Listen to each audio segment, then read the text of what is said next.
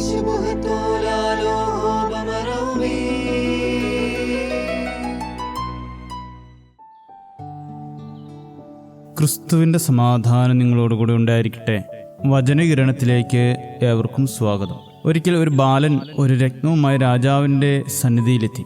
തൻ്റെ പൂർവികരിൽ നിന്ന് കൈമാറി കിട്ടിയ അപൂർവ രത്നമാണെന്നും വിൽക്കാൻ താല്പര്യമുണ്ടെന്നും അറിയിച്ചു. രാജാവ് വില ചോദിച്ചപ്പോൾ അവൻ പറഞ്ഞു, അങ്ങ് പരിശോധിച്ച ശേഷം അർഹിക്കുന്ന വില തന്നാൽ മതി. അദ്ദേഹം പലരോടും അന്വേഷിച്ചെങ്കിലും അവരാരും അത്തരമൊരു രത്നം കണ്ടിട്ടുണ്ടായിരുന്നില്ല. രാജസന്നിധിയിലെ ഒരു ഗുരുവിൻ്റെ നാട്ടുകാരനും ഈ വിവരം അറിഞ്ഞു. അവൻ കൊട്ടാരത്തിലെത്തി രത്നം പരിശോധിച്ചു. അതിൻ്റെ വില 1000 പൊന്നാണയമാണെന്ന് പറഞ്ഞു. രാജാവ് ബാലന് ആ പണം നൽകി. യഥാർത്ഥ വില കണ്ടെത്തിയ യുവാവിന് എന്ത് നൽകുമെന്നതായി രാജാവിൻ്റെ ചിന്ത. അയാളുടെ നാട്ടുകാരനായ ഗുരു കൊട്ടാരത്തിലെത്തി പറഞ്ഞു, അവന് 50 ചാട്ടുവാറടി നൽകണം.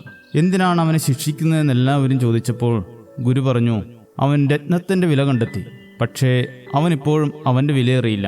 സ്വന്തം കഴിവിനെ തിരിച്ചറിയാതെ, സ്വന്തമായി ഒന്നും സമ്പാദിക്കാൻ കഴിയാതെ ജീവിക്കുന്നവനാണവൻ. സ്വന്തം കഴിവും വിലയും അറിയാത്തവർ ജീവിതത്തിൽ പരാജയപ്പെട്ടു പോകും. ഒരാൾ അർഹിക്കുന്ന വില അയാൾക്ക് കിട്ടണമെങ്കിൽ ആദ്യം അയാൾ തന്നെ സ്വന്തം വില തിരിച്ചറിയണം.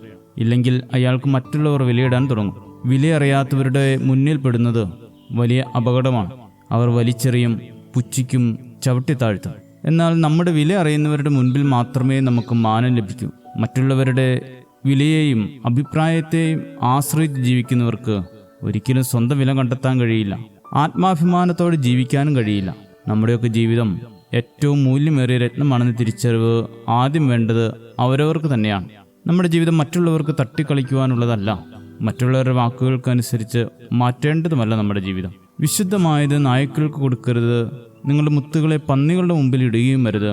അവ കാൽ കൊണ്ട് അവ ചവിട്ടുകയും തിരിഞ്ഞ് നിങ്ങളെ ചീന്തിക്കളയുകയും ചെയ്യുവാൻ ഇടവരരുത് എന്ന ക്രിസ്തുവിൻ്റെ വാക്കുകൾ ഓർമ്മിയിരിക്കണം. വിശുദ്ധമായ ജീവിതമാണ് ദൈവം തന്നിരിക്കുന്നത്.